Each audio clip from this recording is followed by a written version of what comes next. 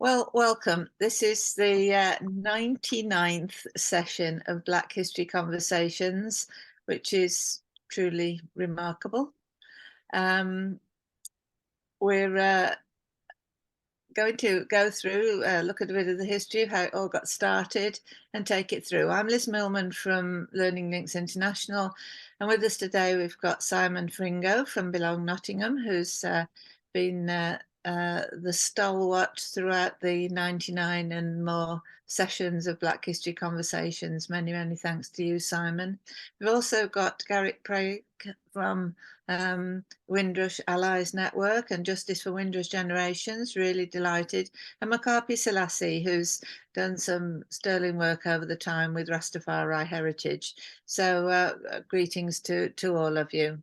I'm just going to do the acknowledgement of country and a bit of an explanation to start the session off. I'm Liz Millman from Learning Links International, and I'm here in Australia. So firstly, I'd like to acknowledge the traditional owners on the land on which I am here today, okay, the Wurundjeri people. This is a gathering point for members of the Kulin Nation where age-old ceremonies of celebration, initiation and renewal took place. It's a particularly lovely area, so I can understand why there would have been good reason for first Australians to travel to this area. And I'd also like to pay my respects to the elders, both past and present. And I'd also like to say the future generations. Now, in any meeting here in Australia, we have the acknowledgement of country. And why do we have the acknowledgement?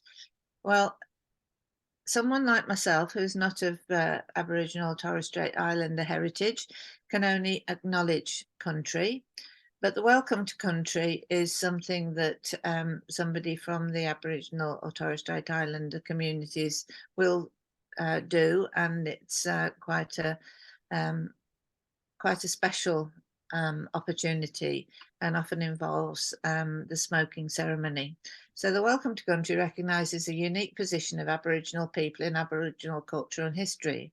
Aboriginal people are the original owners of the land, and it's important that this unique position is recognised to enable the wider community to share in Aboriginal culture and facilitate better relationships between Aboriginal people and the wider community. Now, what's interesting at the moment is that we're going to have a referendum here in Australia to enshrine a voice of the first Australian people into the constitution of the country. So that's going to be quite significant.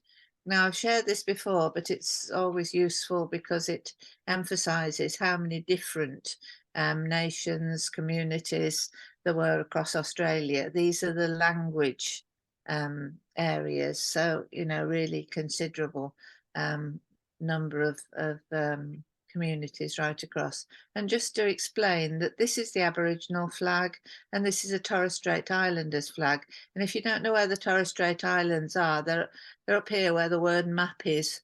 Okay, in Australia, it's between there. So they're very much included in the whole explanation.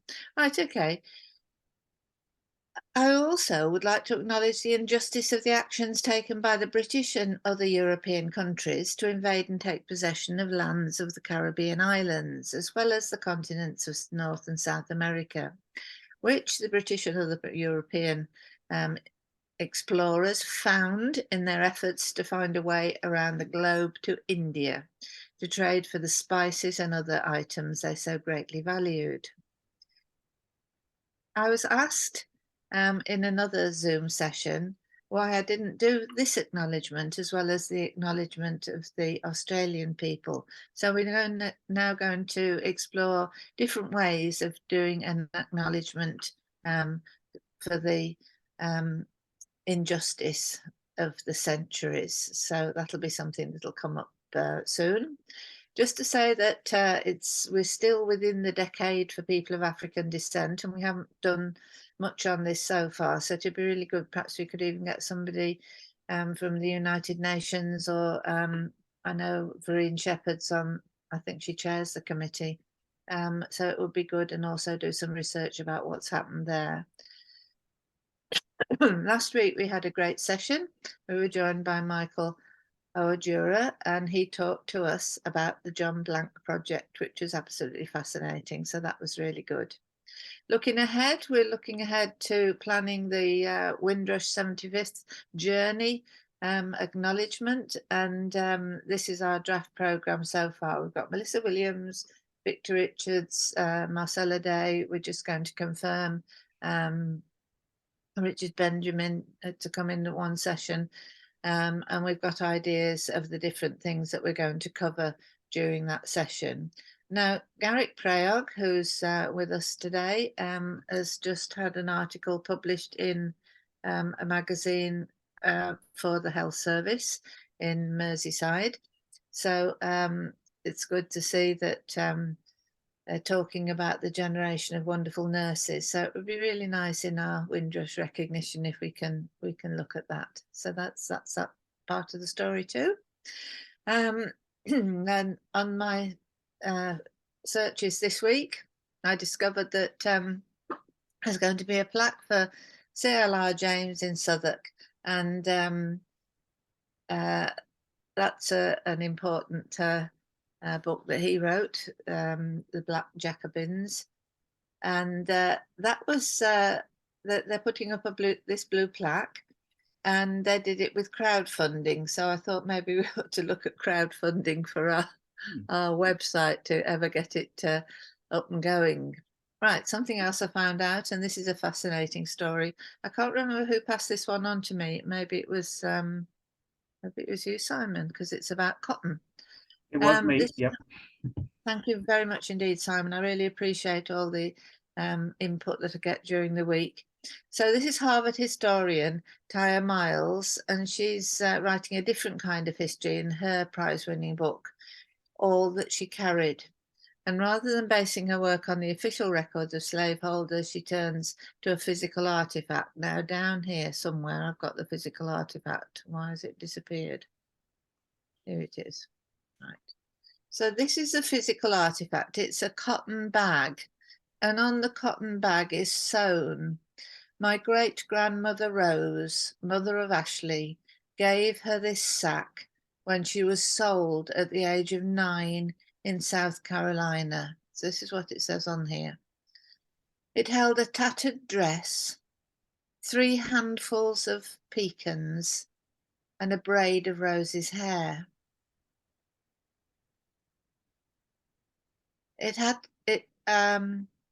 I told her it be filled with my love always, and she never saw her again.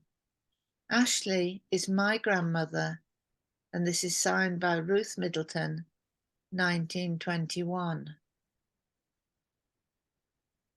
So it's a very poignant story, but follows on from some of the other points that stories that we've covered. So there's further information on this, and that's the link to that. So that was really lovely. Thank you very much indeed, Simon. Then I came across this, which is Canada, as many other countries, many other communities are really looking at the stories of Black history now. And what they say here is that hiding 2 centuries of slavery requires some effort. So it's a collective silence that historian Arthur Cooper calls the erasure of blackness. And this is a whitewashing of 200 years of enslavement in Canada. In Canada, they like to talk about the fact that many enslaved people from the United States came across the border on the Underground Railway, but they don't talk about the fact that there were also people who were enslaved and kept enslaved in Canada. So that's another interesting story to follow through. And there are some interesting podcasts there. And she points out that the stories of the good white Canadians as the saviors of fugitives fits neatly into the national identity as a racially tolerant multicultural society. And then she tells some more of the stories of Joe's abuse at the hands of his slave owner. So it's a fascinating story and a reflection of current times too, for which the racial profiles of Black people today have merely changed to include. And these quotes are just amazing. Driving while Black, walking while Black, and shopping while Black. Well, how can you stop being who you are? So this was out of the Walrus magazine, and it's the Canadian narrative about slavery is wrong. Well, about time too, and obviously we know that for the Indigenous people in Canada, there's many things at the moment, explorations into the tragic stories there. Right, just a couple more things here on my introductory PowerPoint. Traces is a quarterly newsletter of the Centre for the Study of the Legacies of British Slavery. And I have to confess, I hadn't been keeping up to speed on this. So it's really interesting. There's a lot of great stuff on that site, and lots more stuff being added all the time. So there's a feature project in the newsletter of the Register of British Slaveholders, and how the trafficking of captive African people shaped Britain. And I've included this example here, which I can't read, but there's an article about it because it's Shropshire, which is the area of the UK that I came from, Worcestershire and Shropshire. So it's interesting to see where these affluent counties, how their links were with the trade. Then also promoted through that website is the work of Professor Catherine Hall.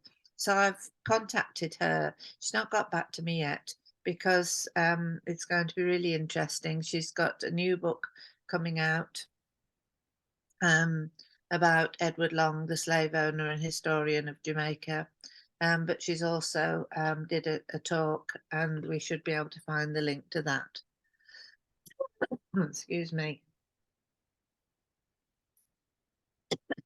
Right. Okay, so a bit more about Catherine Hall. And oh dear. And that's the book that she's going to be talking about. And then next week, as I say, we've got Melissa Williams coming to talk with us on the historical context of the Windrush scandal and the impact on the Windrush descendants' sense of belonging in the UK. And that'll kind of prepare us for going into season 9, when we're going to have a whole series of sessions specifically about Windrush. So thank you. We've just gone through all of those things now, which is good. All right. So different sort of a session today. And I'm afraid there's a lot of talking by me, so you must chip in and talk about any of these things that come up. What I'm going to try and do now is to take you through the early sessions of Black history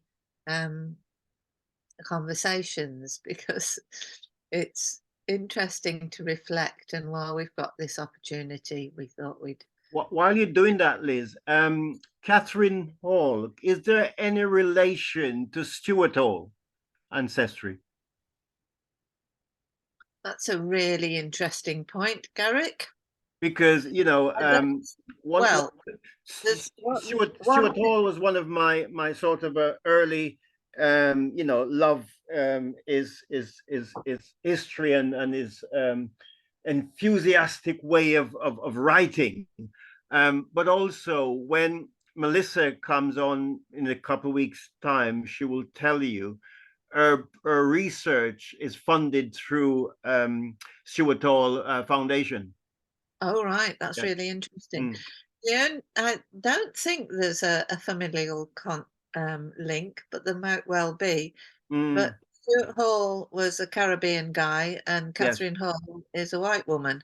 Yes. So I'm not sure whether there is a link or not, but that's really interesting. Yeah, but of course, Stuart Hall ancestry is obviously connected with the British ancestries. Well, of course, it'd be really interesting. I wondered if she's explored that.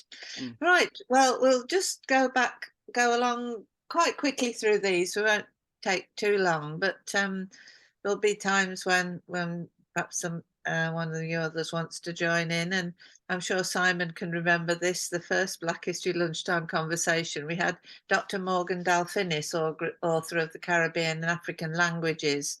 We also had artist Jean-Samuel Mifikela, he calls his name in different ways, from the Cameroon, and he's doing really, really well, and he's popped back in from time to time.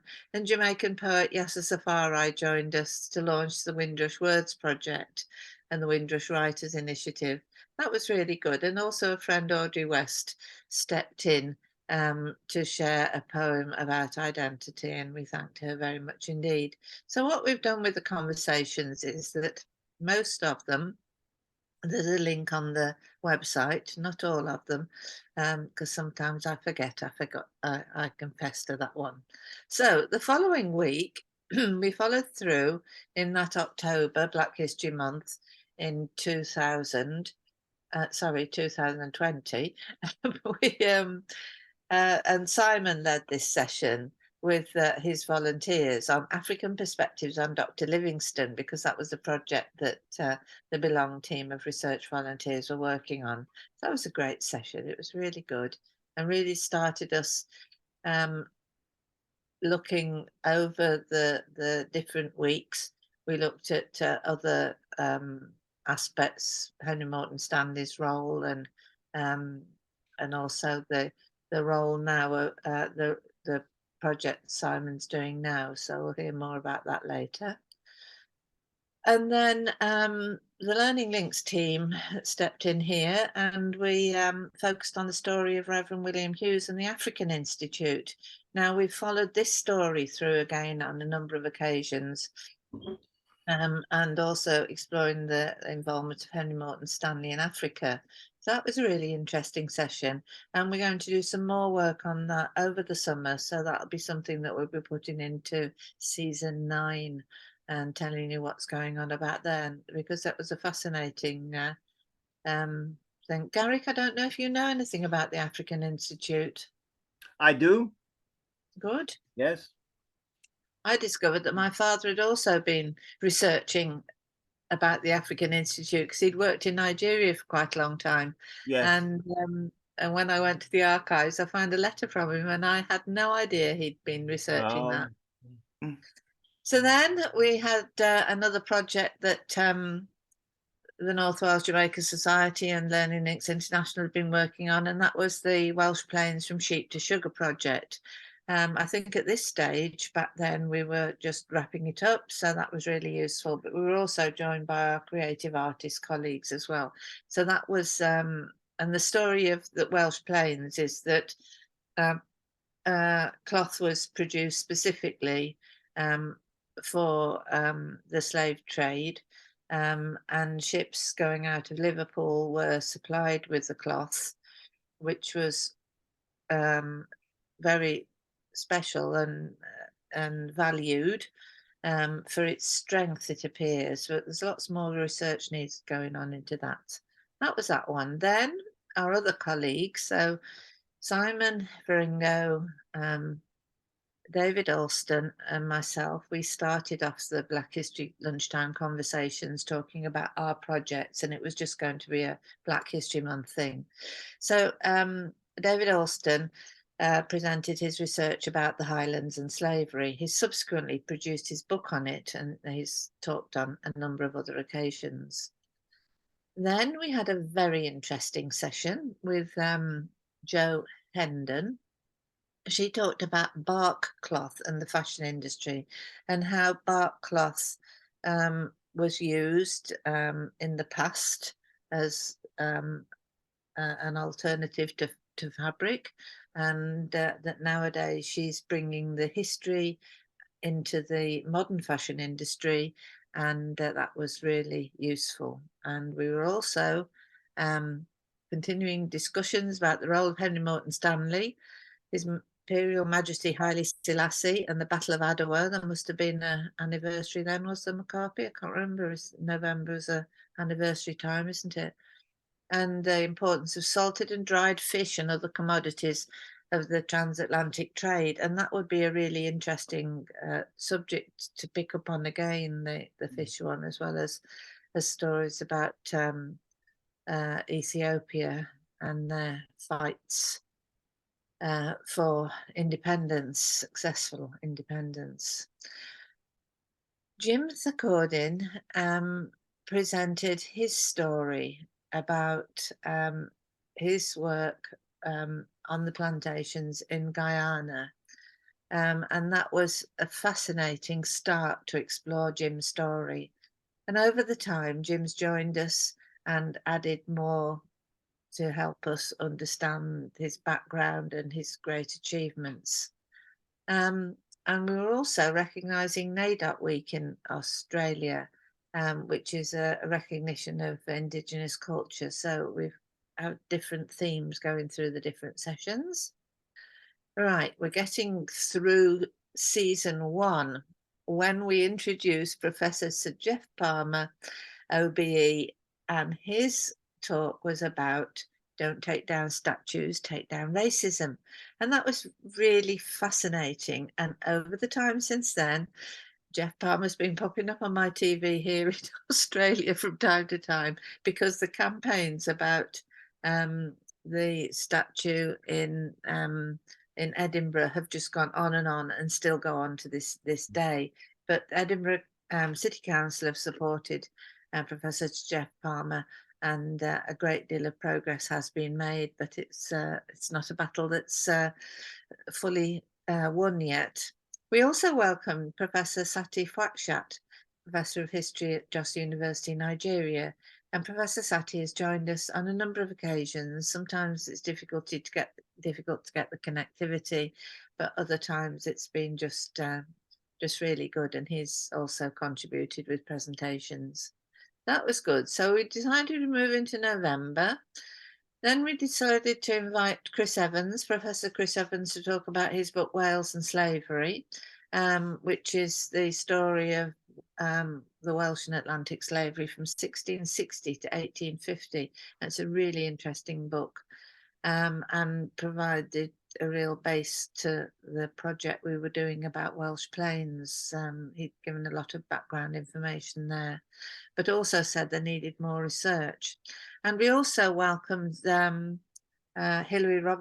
Robinson Hickling to share memories of her husband, Professor Fred Hickling, who'd written that brilliant book. You can't read the title, but it's called Psychohistoriography. It's a really, really interesting story. Then we had our 5th annual Black History Conference on the 4th of the 12th, 2020. And it was a special long session. And I think we carried on the following week. We had so many speakers. And it was called Dr. Livingstone, I Presume, Revisiting the UK, DRC, Sharing History.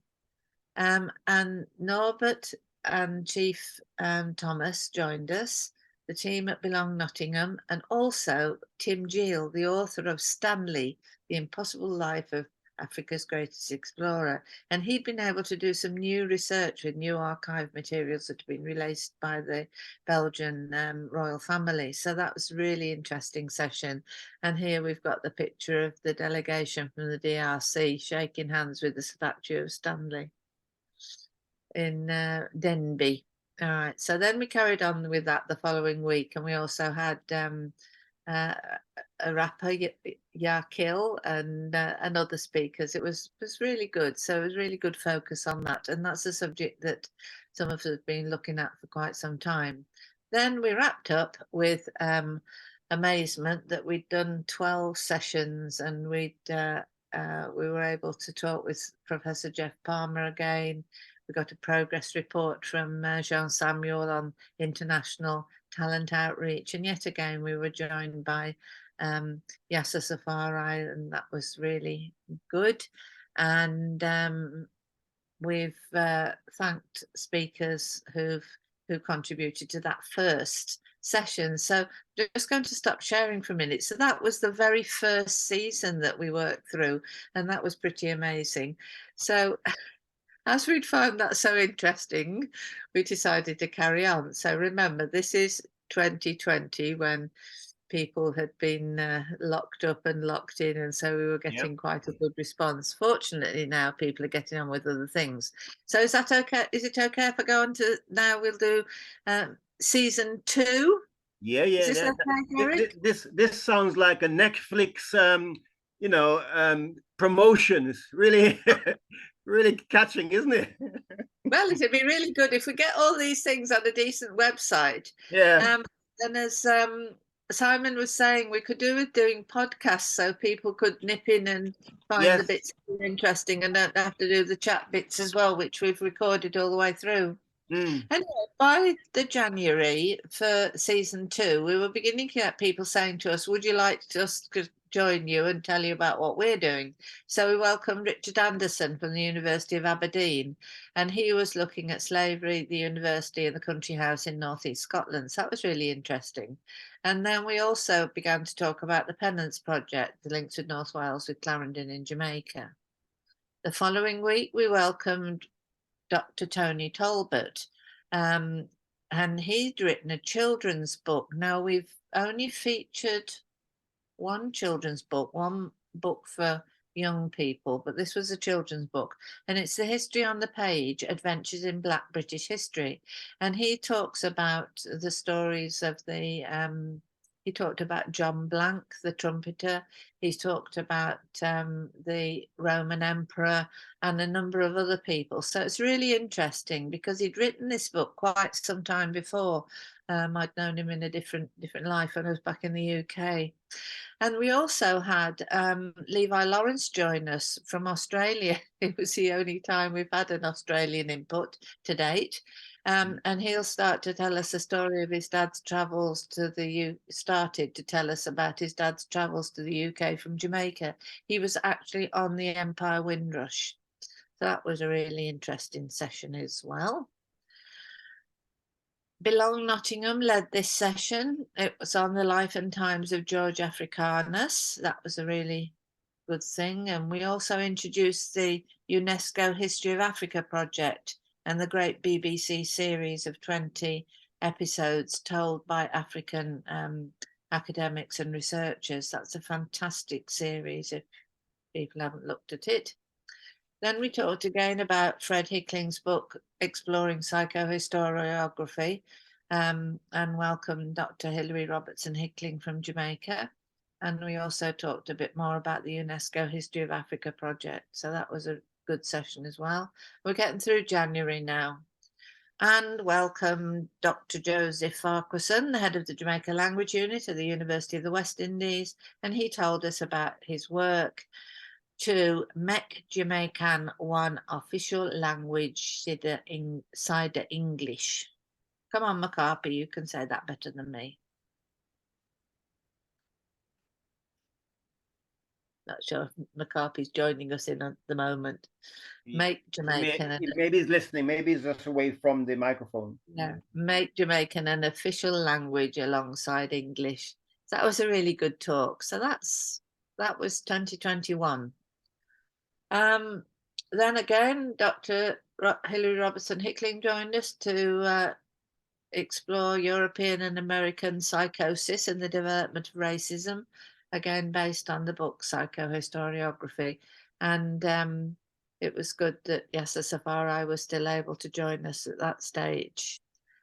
Then we had a session on exploring unfinished business and truth telling, looking forward and discussing, and we were joined by Dr. Sami Pinabasi, who talked to us about his campaign in Manchester, but we haven't heard an update on that, so we'll follow that up. And I was also talking about the Uluru Statement from the Heart, which is the Australian work being done here What was the towards. campaign, Liz?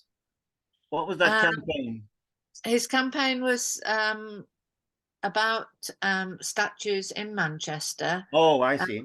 And it was quite a sensitive one because he was experiencing a number of really serious challenges and he was quite concerned about speaking out. So we actually have no recording of the session. We didn't record it. We just wanted to give him an opportunity to share the efforts he was making. So it would be really good to follow up and see what Sammy's been able to achieve. Because when you think back, we haven't even got to the time of George Floyd's murder, which No. obviously was an enormous um, issue and took things forward in a very different way. But Mm. Sammy was campaigning and Jeff Palmer was campaigning. So we were already picking up, many of the people who are campaigning around in the UK.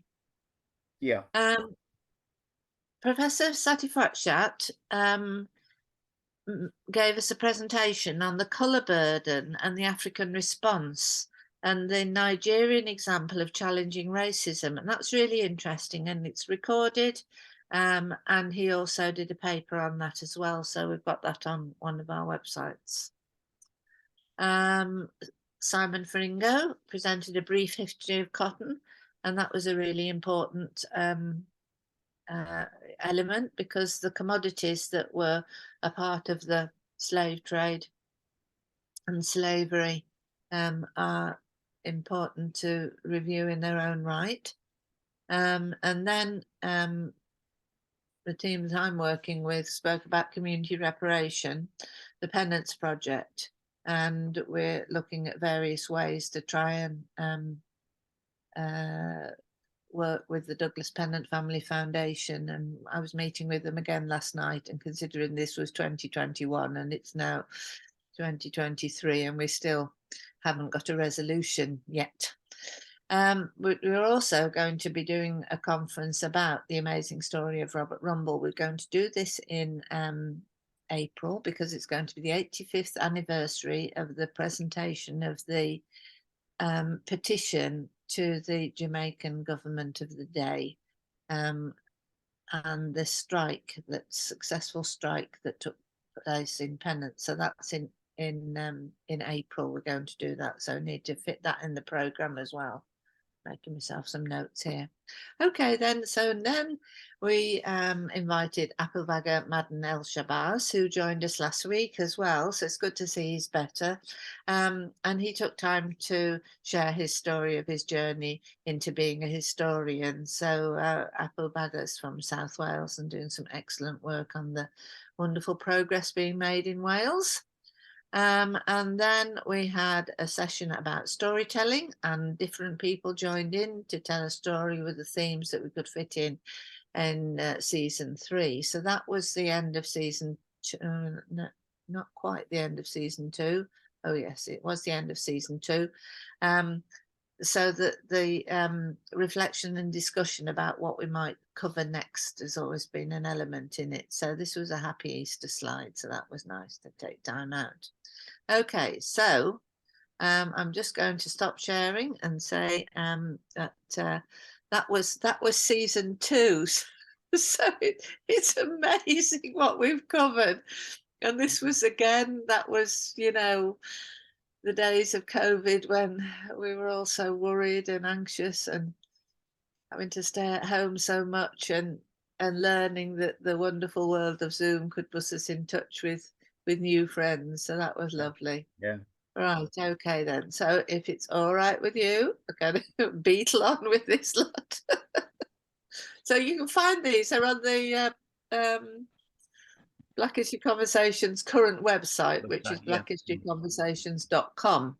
Right, so you can see that we were exploring about the Benin bronzes. So this was really an interesting session. I think it was Richard who joined us to talk about that. So we got into that one. Then we invited history teacher John Evans to tell us about a very interesting and very specific area of research, because Welshman Thomas Davis, who'd been active in Barbados in the 1650s, so very early, he also spent some time in West Africa as a factor of the East India Company, and he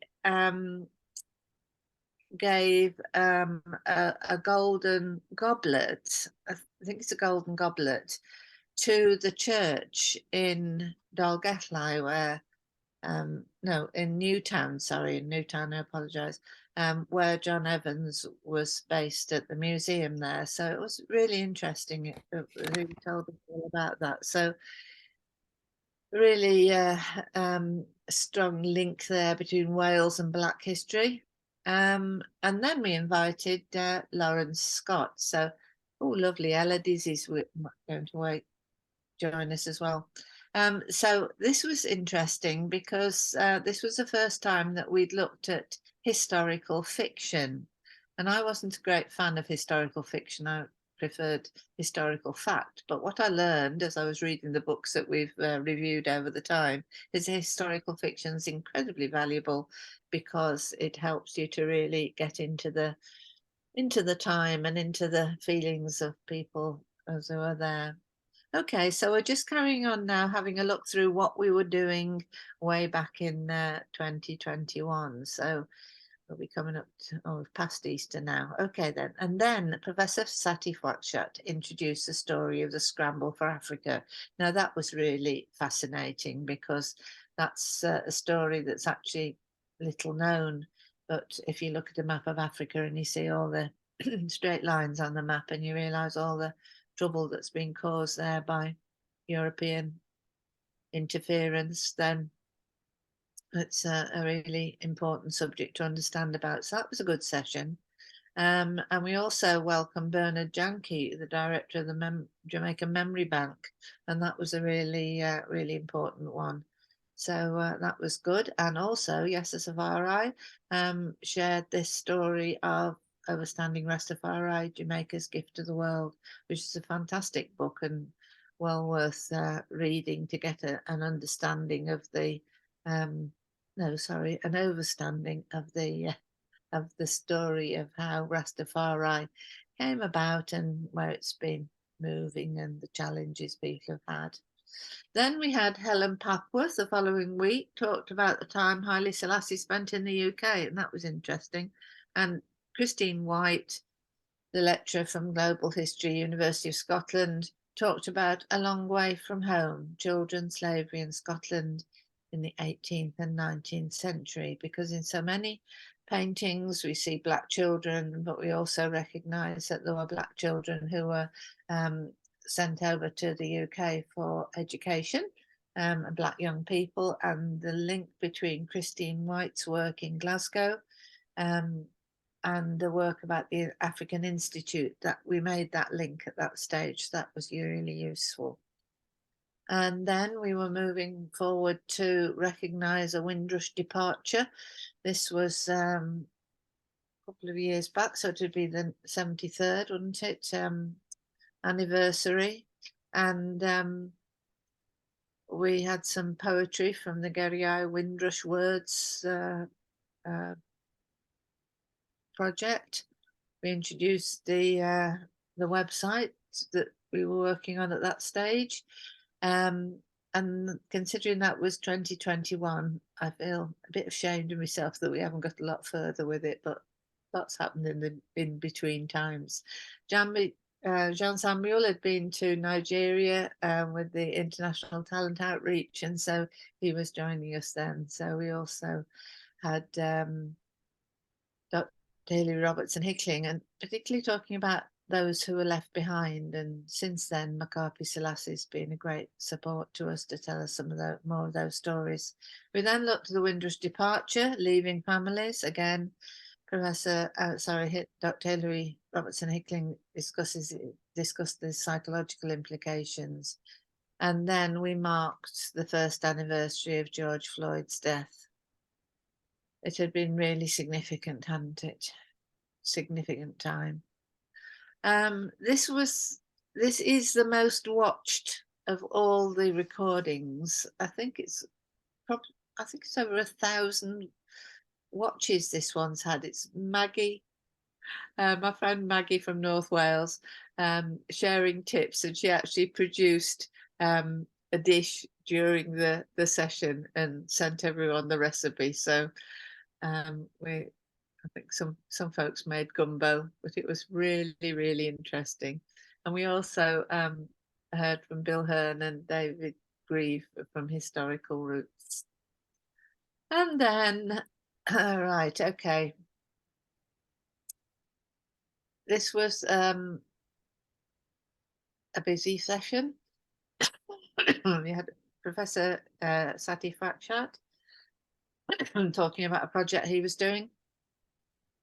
We had Tonson Sango, who's got a Books for Africa project, and also Christine White. That was good. Oh, excuse me. Right, I think we're getting there now. This was interesting because Frederick Thomason from Uppsala University joined us. He really wasn't too good at the time, but he made the effort and joined us, and we were able to hear about the Swedish link with the Caribbean and slavery, and that was interesting. We also recognised Juneteenth as an important recognition of Day of Freedom of African Americans from slavery in the US in 1865.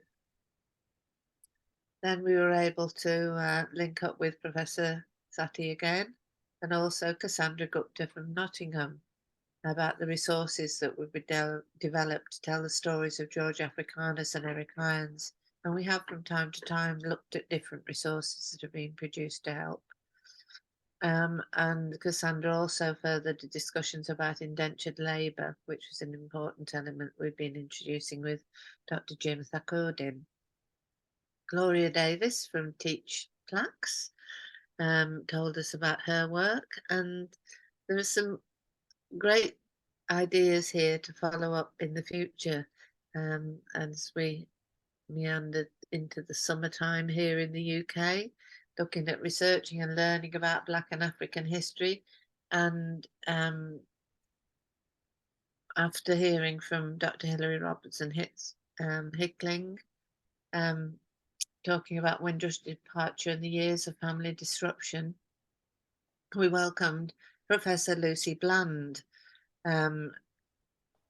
and her work on Britain's brown babies has been really groundbreaking and helped so many mixed race children understand their history and heritage. These are the children born to the mothers of whose partners were Black GIs over in the UK during World War II. Fascinating. She's done a lot more work on that since then. And then we spoke with Dr. Bum the Only Son, who's developed the Sankofa Sankofa Pan-African series, and she did that as well during lockdown times, and she's recorded no end of things. So that's Sankofa Pan-African series, but she specifically talked about the 1921 attack on Greenwood, the Black Wall Street in Tulsa, US, and that's a story that's little known. But I saw something on RTV recently about it, which was interesting as well. I led this session to talk about Aboriginal and Torres Strait Islander history and gave some links. And then we had a reflection session because we were getting towards the end of the season, and we also were discussing with John Tyrrell Decolonising the Education Development Project, Decolonising Education Development Project, DEEP, which he's been doing some great work on. Then, in the final session of season 3, we welcome Charlotte Williams and Professor Robert Burrows. Now, Charlotte Williams has been doing work from the University of Bangor on the Black history as an integral part of the curriculum in schools in Wales. And also Professor Robert Burrows, as I said, he's been doing research into the African students who studied at the African Institute, and he's now published his book, and he's going to come and speak with us in the next season. So that was really interesting. So that's taken us through the first I can't believe we've covered all of this. Just amazing. So I'm not sure at that point. Perhaps we ought to leave it at that. There's quite a bit of material there, Liz, isn't it? When you think about all those subject matters, and you're only up to season 3, um, and that's like, is that halfway? Season 3 is like halfway through the. If I could show you season 4, which is 12 more sessions, then Yeah. we would have done halfway through. Would Mm. you be okay if I do that? Go ahead. Yeah. Yeah. Okay. So I'll go back to here again, and I have to go down to season 4.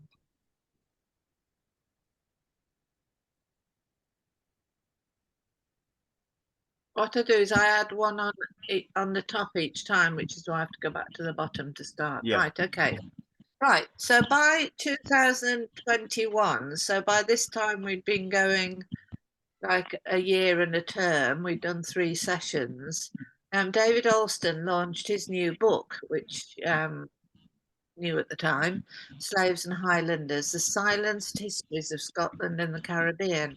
Now, this is just an amazing book, but the important thing about it is that he's really challenged the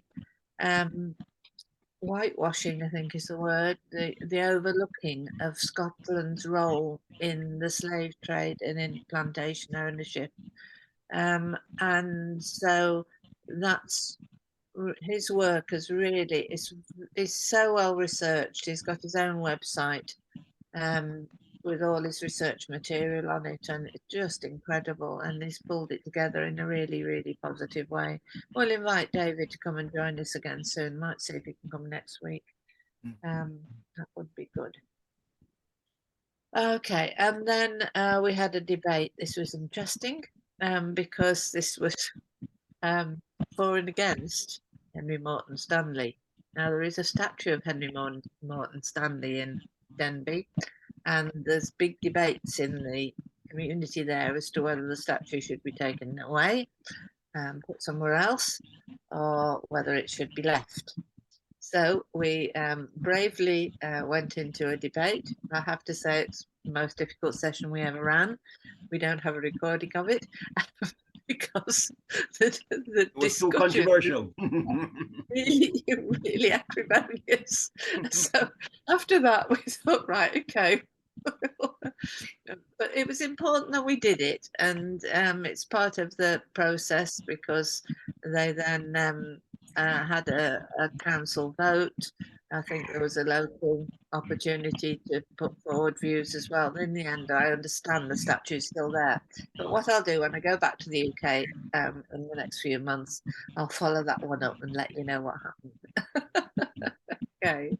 So we then looked, here we are in October again. This is Black History Month, the Windrush and its transnational and Commonwealth context. And we were joined by Unika Cox, who's supported the sessions on many different occasions. That was, again, all the sessions have been good. They've all been so different. And we had an update from John Samuel again. That was really interesting to talk about what he was doing.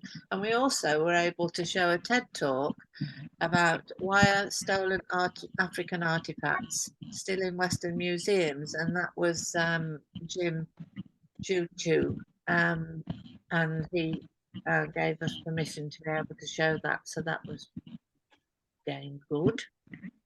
And we were joined by Marcia Dunkley from Black Heritage Walks Network to talk about the excellent stuff they're doing. And also David Alston joined us again with an update about what's happening with Black History activities. Sarah Parks joined us. She's joined us on a couple of occasions. She's a wonderful, lively lady from Scotland. We try and pick around the country. And she spoke about growing up disconnected from Black history and from community. That was a really eye-opening session and really good to work through. We invited Bernard Janke from the Jamaica Memory Bank to tell us about safeguarding Jamaica's intangible cultural heritage. And unfortunately, Gareth Jones was ill, so he didn't make that session. Then we welcomed Sherilyn Haggerty. She's the program manager from the Centre of Study of International Slavery, and she spoke about her work. So we were up to speed and got good context there. Then we welcomed Ayodeji Abodunde from Lagos. Now he was preparing his book about the Nigerian Baptist minister, which includes references to Reverend William Hughes. And Reverend William Hughes is also the link with the African Institute. And Hilary Kim Slack also introduced her work about her PhD work about William and Mary Knibb, the Baptist missionaries in Jamaica. It'd be interesting to find out where she's got to. So the book on the Saros, which is the name for these people in Nigeria, we've had links again about that. Nick Bradburn from Lancaster University spoke to us about arming Africa. That was fascinating, telling us about how the firearms and the slave trade were supported locally with the production of gunpowder. So it's a big story, but something that most of us knew nothing about. Gareth Evans again wasn't able to join us. Right, so then we at last managed to find a speaker from Ireland. He spoke about Caribbean slave owners and other lesser known histories from County Mayo, his new book. So that was gave us an insight there into Irish link with Black history. And then finally, before Christmas, we had Alex Renton introducing his book Blood Legacy, and that was a very important a piece of work where he's followed his family's history through and is working on reparation. And then we had David Alston and other people talking about their work in reparation projects. So yeah, it was a really great season again, and that takes us halfway through. So yeah. Yes, so that would have been what, around 48? Is it 48, 49? That was 50 sessions. Oh, well, nearly 50 sessions. 50 48, sessions. 49. Yeah. No, that's great. No.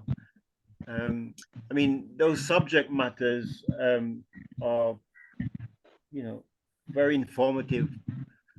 I know you've been talking about the website and, getting a really good website. But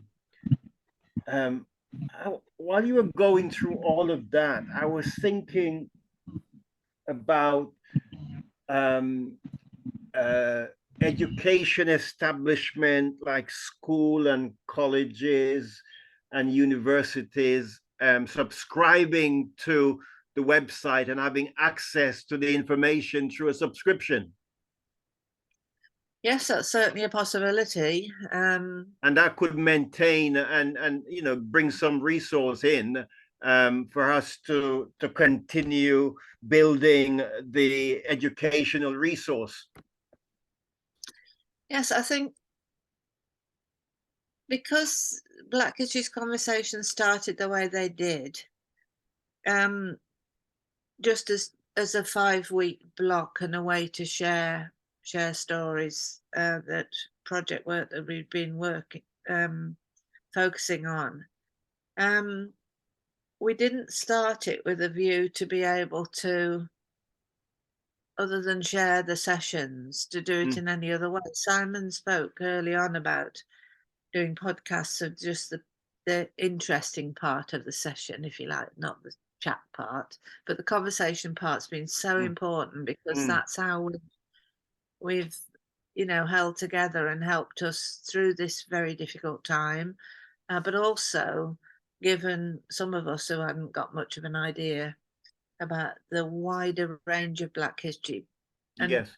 often academics and researchers can be very focused on one area, but we've really tried to open it up and look at a whole lot of other areas. So yeah, there's all sorts of possibilities, but it's a great resource. And even if that wasn't the desired aim at the start, the rich resource that has been accumulated over all these seasons is there, and it can be, so we say, redesigned. Podcast is one way, but I think the potential is there, to utilize the material, in all different ways. Students, research. People generally go to libraries and different places to find material, and if it can be developed in a way that would can be marketed, across those institutions, then I think we'll have even global interests. Yes, it's true. When I was phoned up the other day by a teacher in Nigeria, and he had this whole class of people. Simon's saying it could be catalogued and summarised with clips for social media and source short sessions and intros to use in schools and university. Needs the resource to do it. Simon, I think when I've actually gone through that and talked about it, I think it might be a really good idea that we seriously look for some funding, not Heritage Lottery probably, but something else, so that we can employ somebody to really, make the most of it and create the website that's needed. Yeah. Okay then. Well, I think at that point, McCarthy, you want to come back in? Yes. Yeah. In your acknowledgement, Liz, going Yes. straight back to the beginning, in your acknowledgement, it doesn't say anything about Africa. So it says about the Caribbean, but it doesn't say about Africa. This is What else? Yeah, not the Australian one, of course. The other one. The new one that you've written. Yeah, yeah. it talks about the Caribbean, but it doesn't say anything about Africa. And Right. really, there wouldn't be that Caribbean history if they didn't go to Africa. If you understand what I'm saying. And raided, Yeah, I could see that. Yeah. It says Caribbean islands in South America, but it doesn't say anything about Africa. What else? How would you, McCarthy, how would you word an acknowledgement at the beginning of a session that you were involved in? If I could, because what I thought would be the best idea, I mean, I can do the one obviously for Australia, and that's only right and proper to do here, but to ask somebody else to do an acknowledgement, and then you write the acknowledgement that you want to do. I hear your point here, then I can make an adaptation here. Not quite sure how, but I will.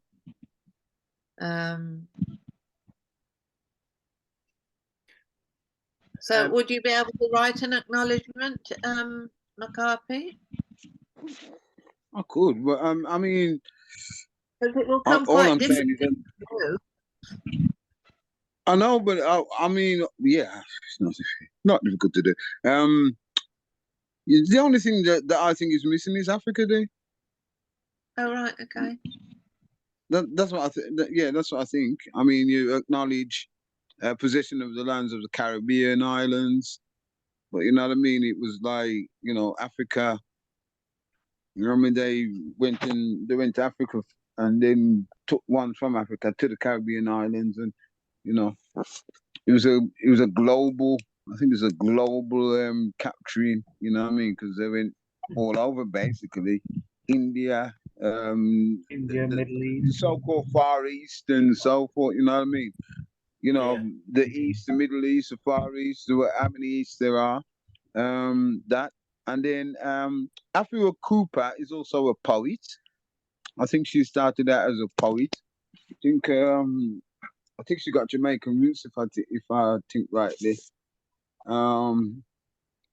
Because you mentioned Afua Cooper. She's a poet. What else was I gonna Yeah. say? Gareth, you scrub up very well, as they say in the article, Right. the photo. Yeah. Yeah. Um, yeah. He's paying Reparation. me a compliment, nice. Yeah, I've been scrubbing. You know, that's why I'm by the river. You see, washing my sins away. Oh well, there you go. Well, it must have worked. It must have worked, Gareth. Now um, I'm just reading this, McCarthy, just while Liz was amending the words. mhm. And I think, you know, we should bring it the other way around. So Africa would be first, Yes. Right. because that is the home, the motherland, and then the rest will come after. Yeah. Yeah. So, you know, I would start with Africa as the first continent, and then work down and refer to the others. Yeah. Yeah. Yeah. Yeah. Excellent. Um, I I think think. if you both write something independently, let me have it for next week, Yeah. because it's going to be. I'll ask you to read yours, and then I will have adapted mine and Yeah. smartened it up a bit, Yeah. if that's okay. That's fine. All right, that's wonderful. Right, we can carry on talking, but I'm just going to ask Simon if he'll stop the recording now. And thank you very much indeed. The 99th session's Well, been thank you. very interesting.